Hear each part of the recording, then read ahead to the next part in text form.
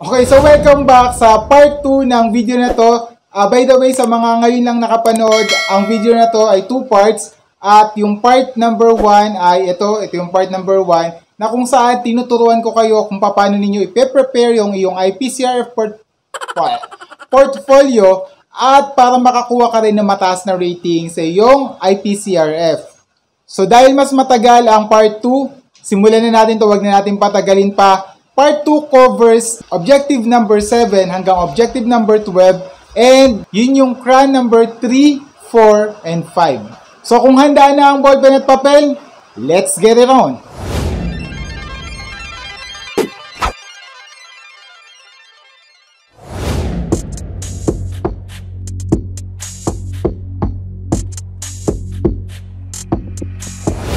Objective number 7, selected, developed, organized, and used appropriate teaching and learning resources, including ICT to address learning goals.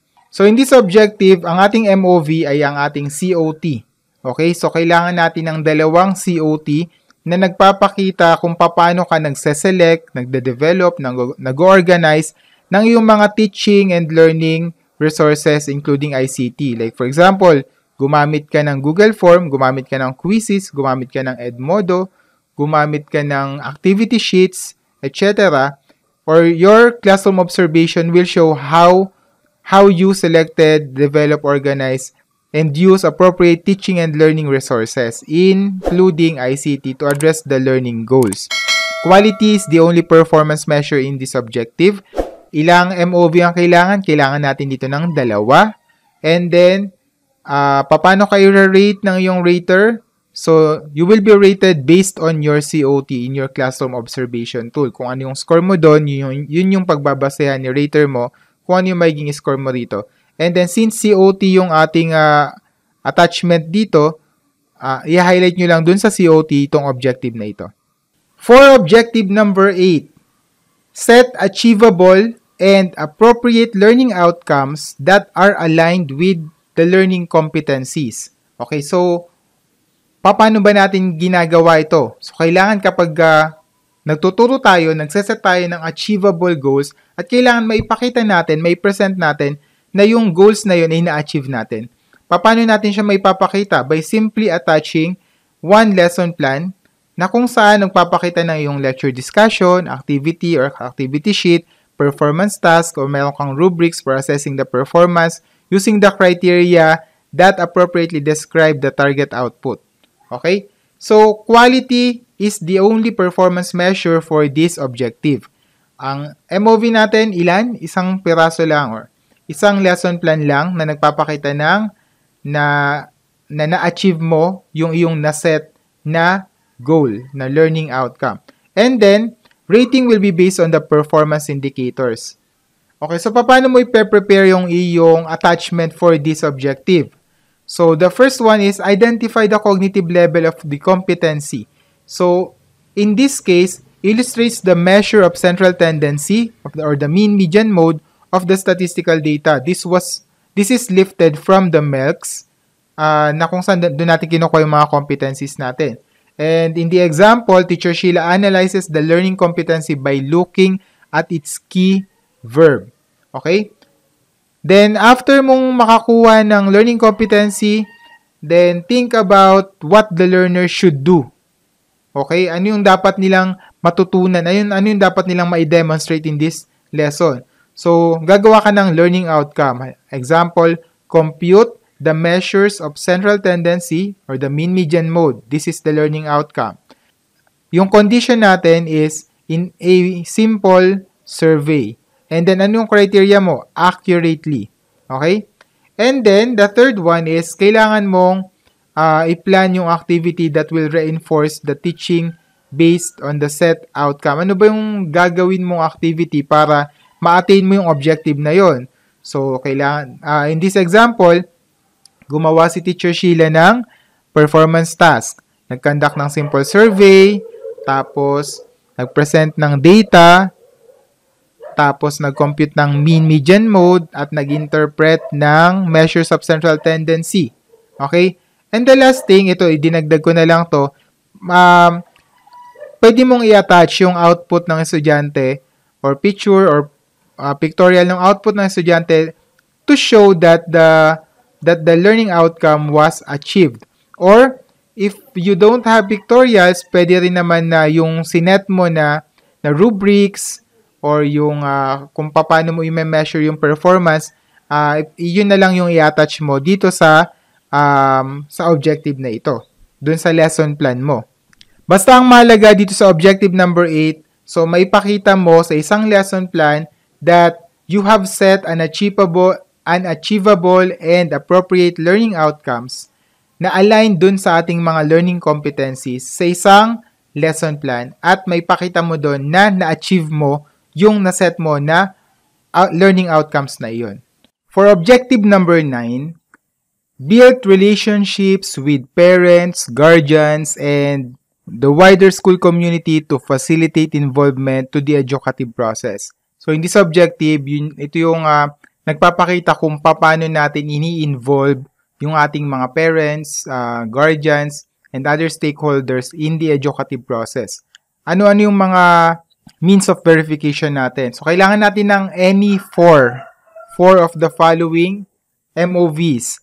So, number one, proof of participation in any activity for improved access to education such as, but not limited to the following: distribution of e-learning materials to learners, parents. So, kailangan ng attachment ng receipt form, monitoring form during the distribution of the learning materials. So, pwede rin dito yung acceptance ng mga parents bilang mga kiosk ng mga LMs, ng mga learning materials ng mga estudyante.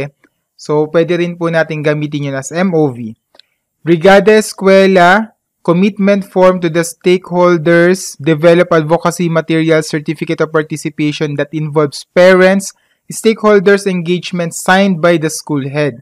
So, pwede rin dito yung sa Brigada Eskwela. Kung nag-participate sila, nagwalis sila dun sa school, meron silang certificate of participation na pirmado ng principal, pwede rin po yun. Home visitation form, etc. Alam na natin yung home visitation form. And others, kung meron pa kayong naisip, please specify na lang and provide annotation. So, number 2, na pwede natin gamiting MOV, parent-teacher log or proof of other stakeholders meeting.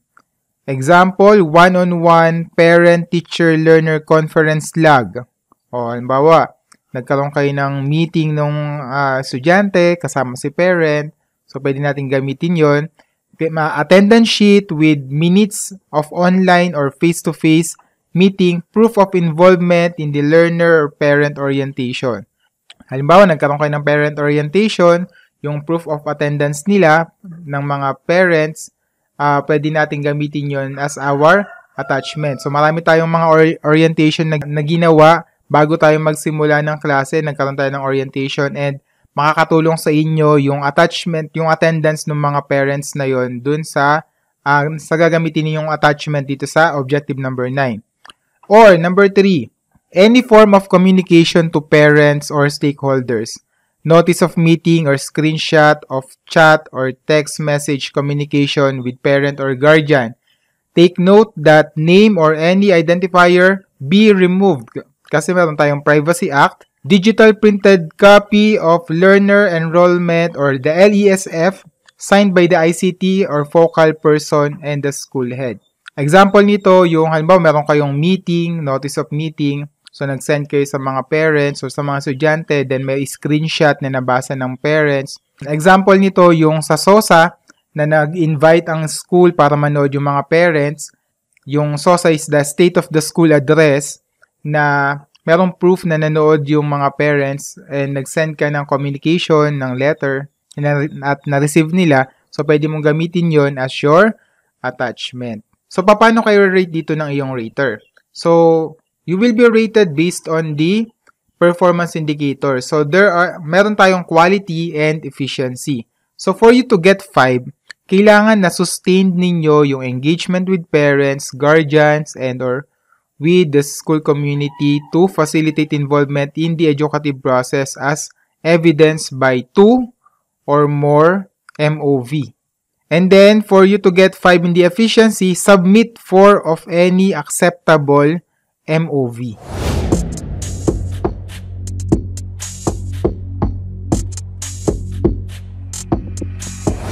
Objective number 10.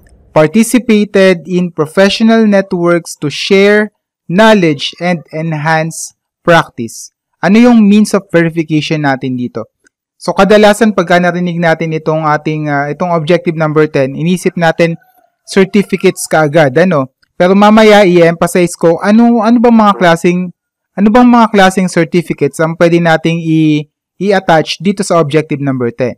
So, certificate of completion in a course or training, certificate of participation in webinar, retooling, upskilling, and other training, seminar, workshop, with proof of implementation. Mahalaga to. Kailangan merong proof of implementation. Like, for example, in-apply ba siya sa isang action plan or isang project implementation sa inyong school, etc.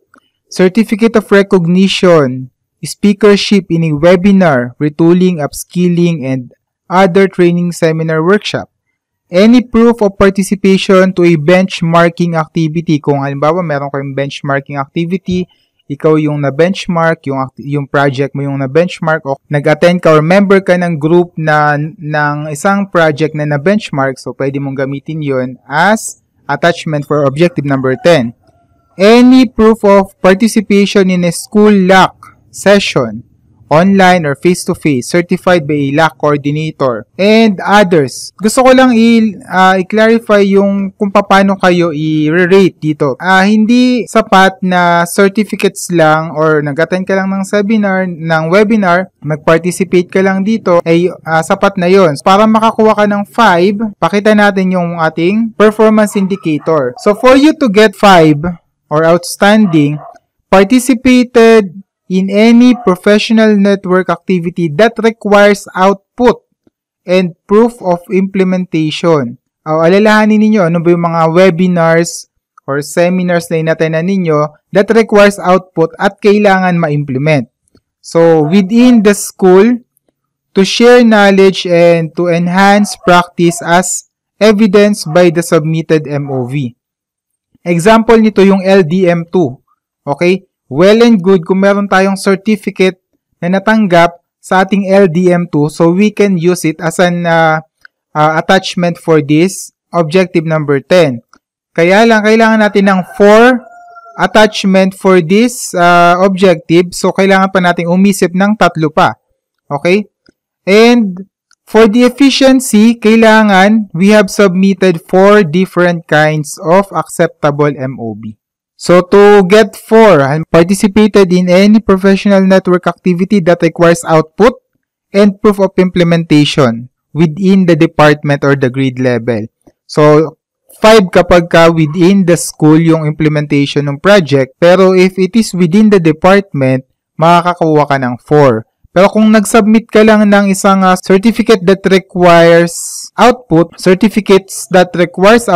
so makakuha ka lang ng 3. Kung walang implementation na required, so 3 lang yung score mo doon. Unsatisfactory or 2, kapag participated in professional network that does not require output. So mga certificates na walang output, 2 lang yung magiging score mo doon. Okay? So kailangan, so ang itatarget natin na attachment para dito, ay yung mga certificates na nagre-require ng output plus meron kasamang implementation pwedeng within the school or within the department para makakuha ka ng 4 or ng 5. Okay? And of course, kailangan natin makapag-submit ng 4 different kinds of acceptable MOV para makakuha ka ng 5 sa efficiency. Objective number 11. Develop a personal improvement plan based on reflection of one's practice and ongoing professional learning. Ito yung ating professional development ng ating IPCRF. Ginawa din natin ito dun sa module number 4 ng ating LDM2. Okay, so pwede natin gamiting attachment yung ating IPCRF DP or the development plan. Okay, so ano ang MOV natin dito? Siyempre, yung ating IPCRF DP, and then, ito yung sinasabi ko sa inyo kanina na only objective number 11, yung merong main MOV, tapos meron ding supporting MOV. So, ano yung supporting MOV? So, meron ka ng Individual Performance Commitment Review Form Development Plan or IPCRF-DP. So, ano yung supporting MOV na pwede mong isubmit? Any document aligned with the IPCRF-DP such as pwedeng reflection to one's practice during LAC session with proof of attendance. Pwedeng reflection of personal notes on coaching and mentoring sa media review. Pwede rin naman na personal notes journal on the division or school-led inset with proof of attendance. Pwede ring certificate of enrollment, registration form, class card in graduate or postgraduate school online courses. Any learning material highlighting the improvement done based on the accomplished reflection section or any other. Medyo nakakalito itong part na to, pero para makapag-submit kayo ng inyong supporting MOV, kailangan ninyong tingnan yung inyong ginawang development plan. So, tingnan natin may sample ako dito ng development plan. Pakita ko muna yung sample ng development plan. And then, nakalagay dito sa ating example ng development plan, meron tayo ditong strengths, meron tayong developmental needs na ginagawa. And then, ano yung action plan natin para dun sa developmental needs na kailangan nating i-improve? So, maglalagay tayo ng learning objective of the program. Let's say, for example, ito yung developmental need ng isang teacher to produce quality output learners ready to fully equip. So, anong learning objective na ilalagay niya? So, to produce quality outputs and make learners ready. Anong intervention yung gagawin? Attending seminars about curriculum planning and teaching strategies. So, ngayon, kung ang intervention na gagawin niya, sabi niya rito, ay attend siya ng mga seminars about curriculum planning, dapat meron siyang attachment na naka-attend siya ng mga webinars about curriculum planning, lesson planning, and teaching strategies. So, yun yung attachment na pipiliin niya. Another one, halimbawa, ay can make the best lesson for the new normal class. Siguro gusto ng teacher na ma-develop yung kanyang paggagawa ng lesson plan or ng lesson sa new normal classroom. So, kailangan niyang, ano yung kanyang learning objective? To make lesson plans aligned with the MERCs by DepEd. Anong intervention? So, tingnan natin yung intervention. Attend orientation about MERCs, LAC session discussing MERC-based lesson plan. So, yun yung gagamitin niyang attachment. Kailangan naka-attend siya ng orientation about MERCs ng LAC session discussing the MERC-based lesson plans. So, yun yung pwede niyang gamiting attachment para dito sa kanyang developmental need na ito. So, kailangan natin ditong mag-attach ng 4. Base dun sa inyong mga developmental needs. So, sa objective na to, gustong malaman or gusto nating ma-trace yung development ng isang teacher. So, dun sa ginawa niyang or IPCRF developmental plan, so dun natin makikita kung na-attain ba niya yung kanyang developmental plan for the year. So, dito natin maipapakita yon kung talagang nai-hit natin yung ating mga goals sa bawat taon. Okay? So, paano ba tayo i-rate dito? So, based on our performance indicator, titingnan lang natin dito yung quality. Let's say, for example, to get 5, kailangan meron kang updated developmental plan and approved by the rater during the phase 2 of the RPMS cycle. Okay?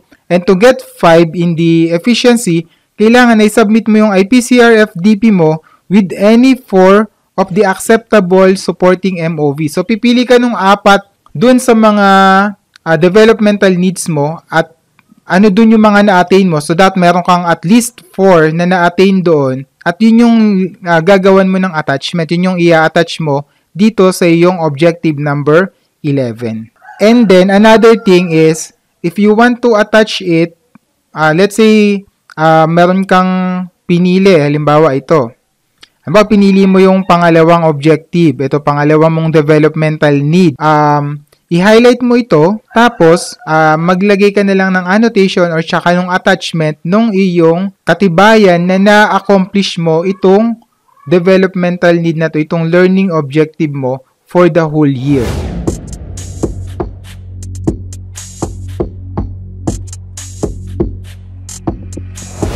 And lastly, objective number 12. Ito yung ating plus factor. Okay? Ano ba tong objective number 12? Perform various related works, activities that contribute to the teaching and learning process. Okay? So ano ba yung mga MOVs na pwede natin gamitin? Halimbawa, meron kang committee involvement. Okay? Advisorship of co-curricular activity. Involvement as module or learning material writer. So, naging writer ka ng module, pwede mong gamitin attachment yon. Involvement as module learning material validator. O, kung ikaw ay nag-validate ng mga modules. Participation in the RO or the regional office or the SDO, school-initiated TV radio-based instruction. So, kung ikaw ay naging teacher, anong tawag doon? Teacher broadcaster. So, pwede rin siguro yon. Okay, so pwede mo siyang gamitin as your attachment. Book or journal authorship or contributorship, coordinatorship, chairmanship, coaching and mentoring learners in competitions, mentoring pre-service teachers, the participation in demonstration teaching, participation as research presenter in a forum or conference, and others. So, yun yung mga pwede nating gamiting attachment. So, kung meron ka pang iba pang naiisip na nag-perform ka ng various related works and activities that contribute to the teaching and learning process, you may attach it and maglagay ka lang ng annotation kung bakit ito nailagay mo dito sa iyong objective number 12. Okay, paano ka i-rate dito? Ang basis natin dito is quality and efficiency. So, for quality, para makakuha ka ng 5 or outstanding, kailangan nakapag-perform ka ng at least one related work activity that contributed to the teaching and learning process beyond the school community or the learning center. So, as evidenced by the submitted MOV. So mataas ang score kapag ka beyond the school community na yung, beyond the school na yung nagbe-benefit dun sa activity na nanilahukan mo. Okay? And then, for efficiency, kailangan makapag-submit ka ng 4 na acceptable MOV. Okay?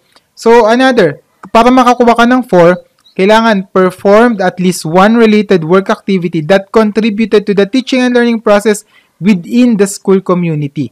So, kung within the school community, yung ginawa mong project, ginawa mong participation, or na-perform mong task, so, this is 4.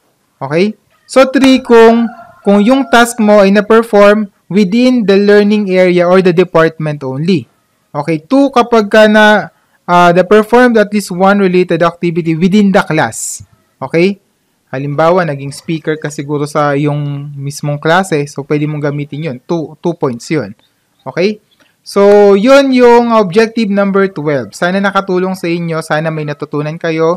So, that's all for this vlog. And by the way, meron akong ginawang Google folder na kung saan ma-access ninyo lahat ng files na kakailanganin ninyo para sa pagpe-prepare ng iyong IPCR portfolio. So, just check the description below para ma-access ninyo yung link. Pwede nyo rin i-download at i-edit nyo na lang yung templates. And if you find this video helpful, please give me a thumbs up and pakishare na rin ito sa mga kakilala natin na co-teachers natin na pwede makatulong sa kanila sa pagpe-prepare ng kanilang IPCR portfolio. And also, don't forget to subscribe my channel at i-click mo na yung notification bell tapos piliin mo yung all. And then kapag pinili mo yung all, gugulong ko dun sa yung rater na bigyan ka ng mataas na score. Okay. So paano, hanggang dito na lang ang vlog na to. Maraming salamat. Muli ako po si Sir Pen, ang inyong math teacher na lagi nagsasabing if you cannot change the world, at least make a difference. And this is my way of making a difference. Bye-bye. Maglalaro na kami. Bye-bye.